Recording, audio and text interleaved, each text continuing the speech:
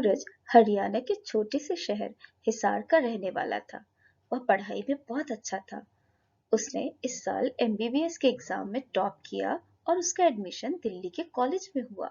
वह अपने परिवार का पहला इतना ज्यादा पढ़ाई करने वाला बच्चा था। वह अपने माता पिता से बहुत प्यार और उनका सम्मान करता था। दिल्ली के कॉलेज में उसकी मुलाकात वहीं की पली बड़ी एक लड़की अंजलि से हुई। वो बहुत स्मार्ट और खूबसूरत थी। शुरू में तो क्लास में सूरज उससे बात करने में भी घबराता था, क्योंकि उसका रहन सहन और स्टेटस उससे बिल्कुल अलग था।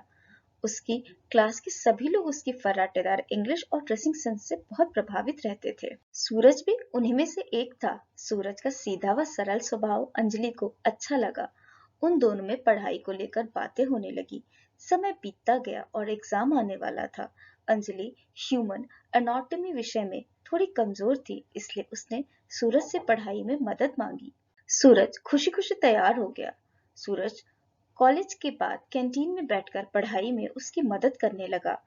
दोनों के इम्तिहान अच्छे से हो गए। पहला साल खत्म होने के बाद कॉलेज में छुट्टियां हो गईं। दोनों हॉस्टल से अपने अपने घर चले गए।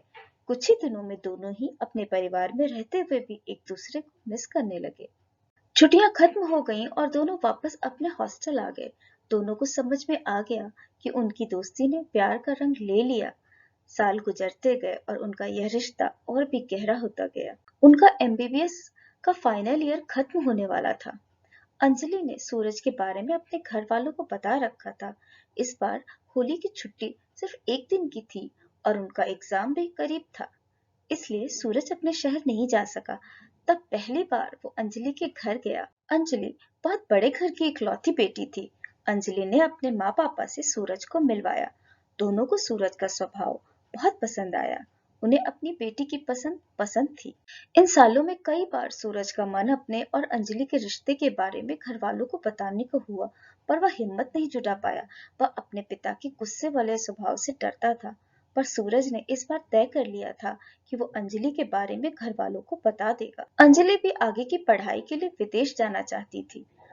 उसके पहले अंजलि के माता पिता सूरज व अंजलि का रिश्ता तय कर देना चाहते थे। सूरज ने बहुत हिम्मत जुटाकर अपने घर पे अंजलि के बारे में बताया। इस बात पर उसके माँ पापा ने न तो कोई प्रतिक्रिया की, न ही कोई दिलचस्पी दिखाई। सूरज के बहुत मनाने के बाद उसके माँ पापा अंजलि और उसके परिवार वालों के साथ मिलने को तैयार हो गए। सूरज और अंजलि को आज की रात बिल्कुल भी नींद नहीं आई। दोनों का मन किसी जुलाहे की तरह अपने आने वाली नई जिंदगी के सपने बुन रहा था। सुबह सुबह अंजलि अपने घर वालों के साथ सूरज के घर आ पहुंची। अंजलि का चंचल स्वभाव और रहन सहन सूरज की माँ पापा को पसंद नहीं आया, और आता भी कैसे। वो तो किसी भी हाल में अपने बेटे का रिश्ता दूसरी बिरादरी में नहीं करना चाहते थे, और ये कारण उनके लिए बहुत था, अंजलि को नापसंद करने का। शाम तक अंजलि अपने घर वालों के साथ दिल्ली लौट आई थी। उस रात उसने सूरज को कई बार फोन किया, पर सूरज ने कोई जवाब नहीं दिया। उसे लगा शायद वो सो गया होगा, तो उसने मैसेज कर दिया। अगली सुबह अंजलि ने फिर से उसे कई बार फोन किया, पर सूरज का ना कोई मैसेज ना ही फोन आया। अंजलि अब घबराने लगी थी कि ऐसा क्या हो गया होगा। फिर हार कर अंजलि ने मैसेज किया कि तुम कैसे हो, मुझे फोन करो वरना मैं आ जाऊंगी वहां पर तुमसे मिलने। थोड़ी देर बाद सूरज ने फोन किया और कहा, अंजलि हमारा साथ यहीं तक का था और मैं अपने माँ पापा की पसंद की लड़की से शादी करने वाला हूँ। तुम मुझे भूल जाओ, मैं अब तुमसे कभी नहीं मिलूंगा, और हाँ, मैं भी इस रिश्ते से बहुत खुश हूँ। सूरज के कहे एक एक शब्द अंजलि के दिल के हजारों टुकड़े कर रहे थे। वो इन शब्दों पर यकीन ही नहीं कर पा रही थी। उसने सूरज से कई बार पूछा ऐसा क्या हो गया, पर उसने कोई जवाब नहीं दिया और फोन रख दिया। इस बात से अंजलि बिखर गई थी। उसके घर वालों ने उसे बहुत मुश्किल से संभाला और विदेश पढ़ने भेज दिया। वहां जाकर भी अंजलि सूरज के साथ जुड़े अपने मोह के धागों को नहीं तोड़ पा रही थी। समय बीतता गया। जैसा कि समय हर घाव पर मरहम का काम करता है, अंजलि ने भी समय के साथ समझौता कर लिया और अपना पूरा ध्यान अपनी पढ़ाई व करियर पर लगा दिया। आज वो विदेश में एक बहुत ही सफल और जानी मानी चिकित्सक थी। अंजलि लगभग 5 साल बाद कुछ दिनों के लिए इंडिया आई थी। वह ज्यादा दिन यहाँ रुकना नहीं चाहती थी क्योंकि उसके दर्द फिर से उभर आते। दिल्ली में डॉक्टरों की रिक्वेस्ट पर उसे कुछ स्पेशल मरीजों को देखना था। आज का दिन अंजलि के लिए बहुत व्यस्त था। जब उसने अपने आखिरी पेशेंट को बुलाया, उसे हॉस्पिटल के कर्मचारी लेकर आए तो वो कुछ पहचाना सा लगा। अंजलि कुछ सोचते इसके पहले उसकी माँ वहां आ गई। जैसे ही अंजलि ने उसका नाम चेक किया, वह हैरान रह गई। वो सूरज है जो अपने माँ के साथ आया था। लंबी दाढ़ी, अस्त व्यस्त बाल, व्हील चेयर पर बैठा हुआ। क्या यह सच में सूरज है? उसकी आंखें इस बात पर यकीन ही नहीं कर पा रही थी। सूरज ने एक बार भी अंजलि को सर उठाकर नहीं देखा। वह निर्जीव शरीर सा बैठा हुआ था। सूरज की माँ और अंजलि ने एक दूसरे को पहचान लिया। अंजलि ने पूछा, ये सब कब और कैसे हो गया? उसकी माँ ने बताया कि 4 सालों से सूरज का यही हाल है। वह न हंसता है, न बोलता है, न किसी से बात करता है। उन्होंने बताया, तुम्हारे हमारे घर से जाने के बाद सूरज और उसके पापा के बीच बहुत बड़ा झगड़ा हुआ। वो तुम्हें अपने घर की बहू नहीं बनाना चाहते थे। उन्हें लगता था उनका बेटा उनकी पसंद की लड़की से शादी करके ही खुश रहेगा और तुम्हारा और सूरज का रिश्ता ज्यादा दिन टिक नहीं पाएगा। सूरज की बहुत जिद करने के बाद उसके पिता ने परिवार और तुम में से एक को चुनने को कहा। सूरज ने अपने परिवार को चुना और खुद को खो दिया। तुम अपनी जिंदगी में आगे बढ़ जाओ, इसलिए अपनी शादी की बात तुमसे कही।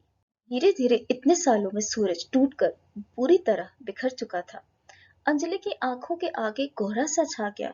वो बुरी तरह हिल गई।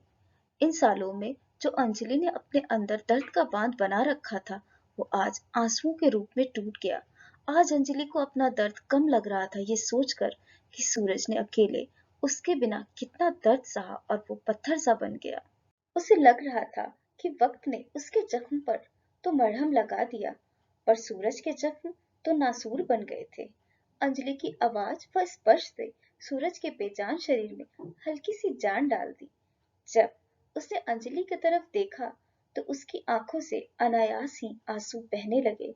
अंजलि इस हाल में उसे कैसे छोड़ देती, इसलिए उसने तय किया उसे ठीक कर ही वह यहाँ से वापस जाएगी। धीरे धीरे अंजलि की मेहनत, प्यार और दवाइयों ने रंग लाना शुरू किया। सूरज अब काफी ठीक हो गया। दोनों एक दूसरे के साथ खुश थे और साथ भी रहना चाहते थे, पर सूरज के पिता की मर्जी के बगैर नहीं। इसलिए अंजलि अब विदेश वापस लौटने वाली थी, पर इन दोनों के दिलों का दर्द खत्म नहीं हुआ था।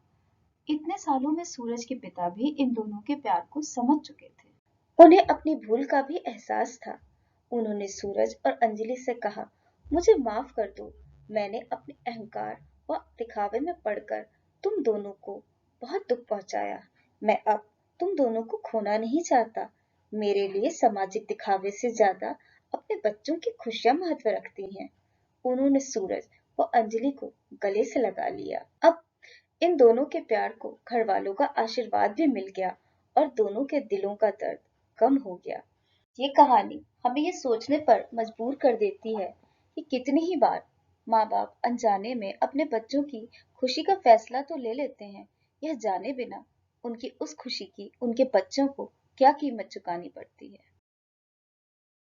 अगर आपको यह कहानी अच्छी लगी हो तो इसको लाइक करें, शेयर करें और ऐसी ही कहानियों को सुनने के लिए सब्सक्राइब करें हमारे YouTube चैनल स्टोरी तेरी मेरी।